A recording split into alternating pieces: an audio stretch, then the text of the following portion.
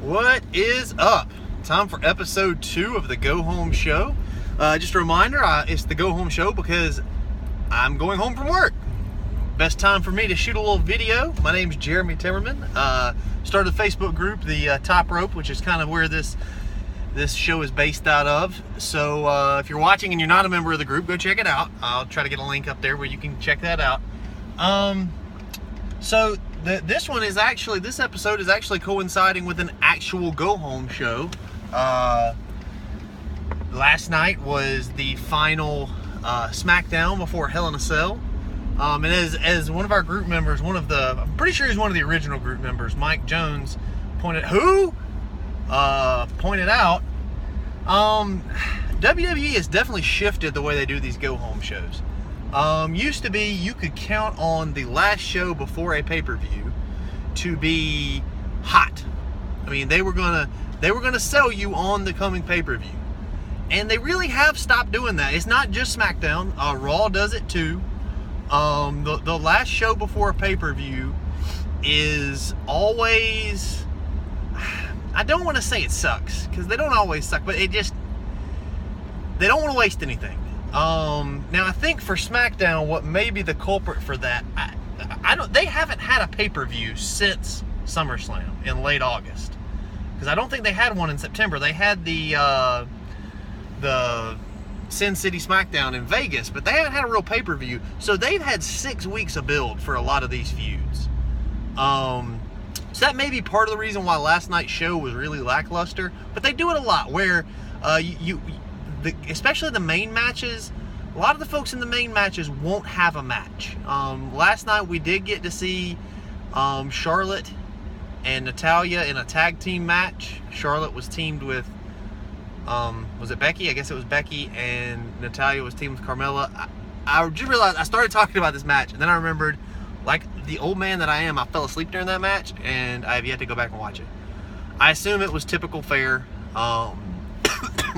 But other than that, I mean, the New Day and Usos had a red-hot in-ring promo segment. If there can be a red-hot in-ring promo segment, they had it. And they're right.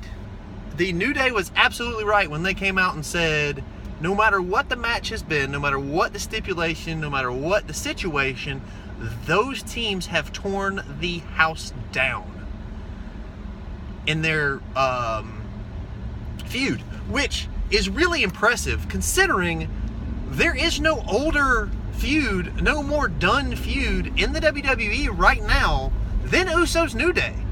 I don't think. I mean, it feels like, there was a break there because they were on different shows, but Usos and New Day had a feud way back. I want to say the Usos were the first.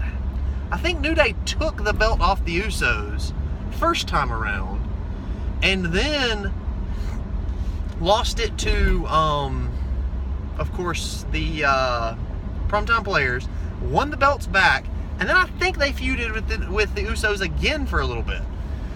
And I mean, granted, this is fresh. Then the New Day, they were heels.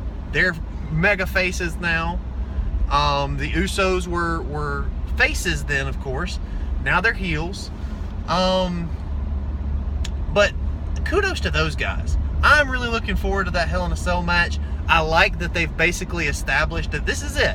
After this, whoever wins is moving on to somebody else. I like that because I appreciate what they try to do with the automatic rematch clause, but in situations like this where you have an extended feud, you tend to get this Peter Griffin versus the chicken effect, where like it's never really over because they keep trading the belt. You got it with Sasha and Charlotte, where once you trade the belt once, you've got to there's a rematch. You know, Charlotte beats Sasha for the belt. Well, now Sasha gets a rematch. Well, you don't want Sasha to lose twice in a row. That would suck. So now Sasha beats Charlotte. And so now we got to do it again. And it just creates this back and forth. So I do like that. I feel like they're ending this feud hot, which is perfect. Because if they have to go back to it, they can. I think that tag team division is sneaky good enough that they could, heck, it's really not. But anyway, there's a chance that they could have some other teams to kind of compete with whoever wins this match. I really don't know who wins it, and I don't think it matters. I think both teams are doing well enough. You could do Usos versus the new Alpha, or whatever we're calling Shelton Benjamin and Chad Gable. Usos versus Breezango. I think that might be the way I would go. Have Usos versus Breezango, and let Breezango be the ones who takes the titles off of, I'm way ahead, but let Breezango be the ones who take the titles off of Usos, just for the simple fact of eventually having Breezango versus the New Day. The promos there and the special segments there would be so much fun. And I really, what disappointed me the most about last night is realizing that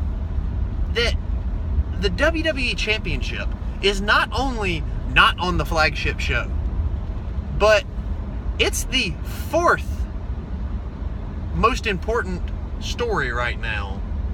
At the very most, it's the fourth most important story right now. On that second show, because I would say KO versus Shane. While I'm not real sure why we're doing this match, KO versus Shane, the tag teams, and the U.S. title match are all more important than the WWE title story. And you could argue that the women's title match, with the intrigue of a cash-in, is also more important than the WWE title match. I'm definitely looking more forward to that match than I am the WWE title match.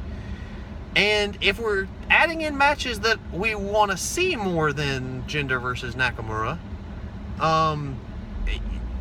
Bobby Roode versus Dolph Ziggler, maybe you want to see more. There's a chance that the WWE title match is the last match on the card that you really want to see, and that's unfortunate.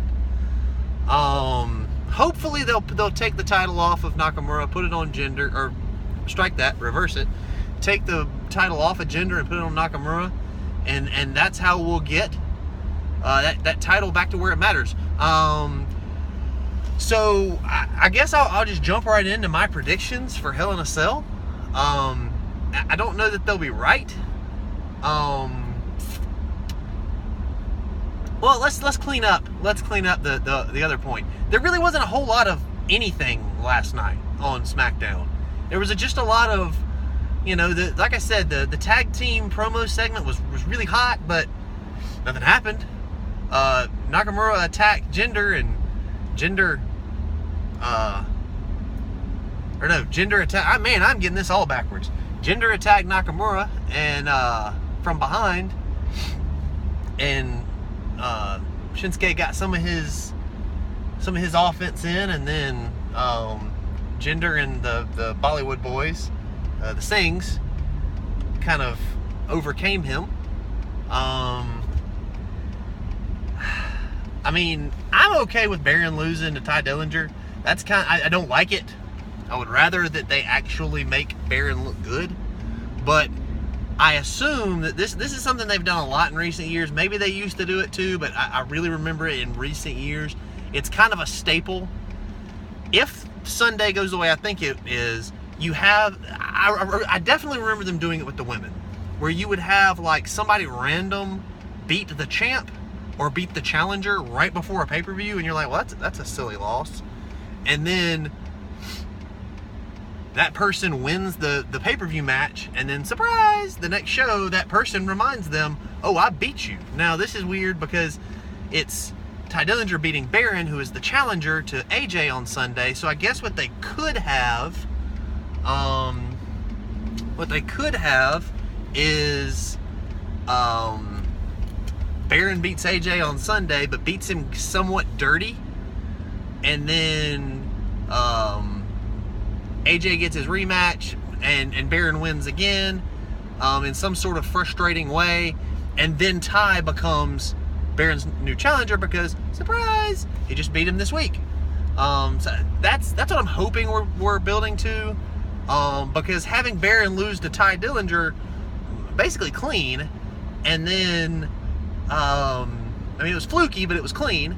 And then having Baron lose to AJ clean on Sunday, that's just a lot of losing that Baron's done recently, and I don't really know that that's good for him. Other than that, it was just kind of a bleh show. Just not a lot going on, really. So, to the predictions for Sunday's Hell in a Cell. I'm not really going to get to Raw. Raw was a really great show this week. I thought it was really solid, really well done. I'm torn on the way they're doing the Shield reunion. I feel like they should have built up some other superpower first, whether it was some sort of Wyatt family, whether it was some sort of Heyman stable, some sort of authority role, some kind of big, nasty group of bad guys to be the foil for the Shield. I don't think they've done that. While Miz and The Bar is a formidable foe, they haven't built up like a worthy opponent for the Shield, and I thought it was sloppy the way they had The Bar. We call them Cesaro, but The Bar just come out and attack Roman during the Miz's match.